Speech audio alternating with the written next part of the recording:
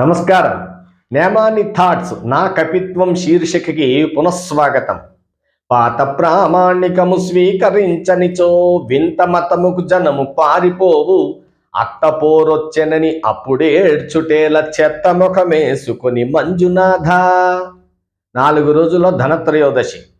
ఇంతకీ ఈ పద్యంలో మొదటి పాదం ఏమిటంటే పాత ప్రామాణికము స్వీకరించనిచో. పాత ప్రామాణికం ఏమిటి? ఇది నిజానికి ధనత్రయోదశి కాదు, లేదా ధన్తేరాస్ కాదు.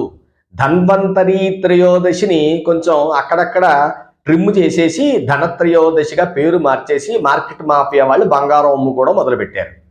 ఇంతకీ బంగారం ఎప్పుడు కొనుక్కోవాలి? దక్షిణాది వాళ్ళు మొత్తం శ్రావణ మాసం వరలక్ష్మి వ్రతం పురస్కరించుకుని లేదా 4 శుక్రవారాలలో ఎప్పుడైనా వారి వారి ఓపికను బట్టి ఎంత బంగారమైనా కొనుక్కోవచ్చు. అది దక్షిణాదికి శ్రేయోదాయకం. ఉత్తరాదిలో కూడా ఒక తెగవారు ఉన్నారు. వారు ఈ ధనార్జన లేక ఇబ్బంది పడుతున్న రోజులలో ఈ ధన్వంతరి త్రయోదశినే ధనత్రయోదశిగా స్వీకరించి వారు బంగారానికి ప్రాముఖ్యత ఇవ్వడం మొదలుపెట్టారు. అలా వాళ్ళు ధనవంతులయ్యి ఆ ధనత్రయోదశిగా ఆ పండగని మొత్తం అందరికీ పంచిపెట్టారు.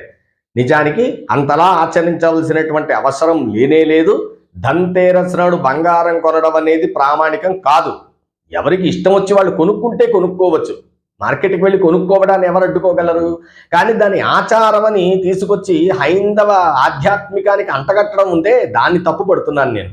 అందుకే పాత ప్రామాణికము స్వీకరించనిచో ఇలాంటివన్నీ పెట్టామనుకోండి, ప్రతిరోజుకి ఏదో ఒక నియమం, ప్రతిరోజు అడుగు తీసి అడుగు వేస్తే ఏదో ఒకటి చెప్పడం చేస్తూ ఉంటే హైందవంలో హిందువులు విసిగిపోయి వింత మతముకు జనము పారిపోవు. ఏమో మరి అందుకే కదా ఏదైనా తప్పైనా ఒప్పైనా వేరే మతంలో మనకి ఇన్ని రకాల కన్ఫ్యూజన్స్ లేవండి, ఇబ్బందులు లేవు అని అమాయకులు అనుకునేటువంటి పరిస్థితి ఉందా లేదా?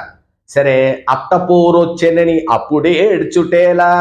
మతం మారిపోయారు, హిందూ మతానికి ఆదరణ తగ్గిపోతోంది, ఇవన్నీ మనం చేస్తూనే మళ్ళీ మతం ఇలా అయిపోతుంది, మతం ఇలా అయిపోతుంది అని అనడంలో ఏమాత్రం భావ్యం కాదనే ఉద్దేశంతో చెత్త ముఖం వేసుకొని మంజునాథ నా పేరు మీదే పెట్టుకుని ఈ ప్రశ్నని వేసుకోవడం జరిగింది. అలాగే అది కపిత్వ రూపంలో మీ అందరికీ తెలియజేయడం జరిగింది. మీ అవకాశాన్ని బట్టి దక్షిణాది వారందరూ శ్రావణ మాసంలో బంగారం కొనుక్కోండి. హాస్యంగా చెప్పుకోవాలనుకుంటే ఇప్పుడు బంగారం కొనే పరిస్థితి కూడా లేదు మన దగ్గర. అందుచేత అందరూ కూడా ధన్వంతరి జయంతిని జరుపుకోండి. ధన్వంతరి అంటే ఆరోగ్యాన్ని ఇచ్చేవాడు కాబట్టి ఆరోగ్యం అనేది ఉత్తరాది దక్షిణాదిని భారతదేశంలోనే కాదు ప్రపంచంలో ప్రతి ప్రాణికి కూడా ఆరోగ్యం కావాలి. కాబట్టి అందరూ ధన్వంతరి త్రయోదశిని జరుపుకోండి తెలియజేస్తూ మరొక పద్యంతో మరొక ఎపిసోడ్లో కలుద్దాము. స్వస్తి.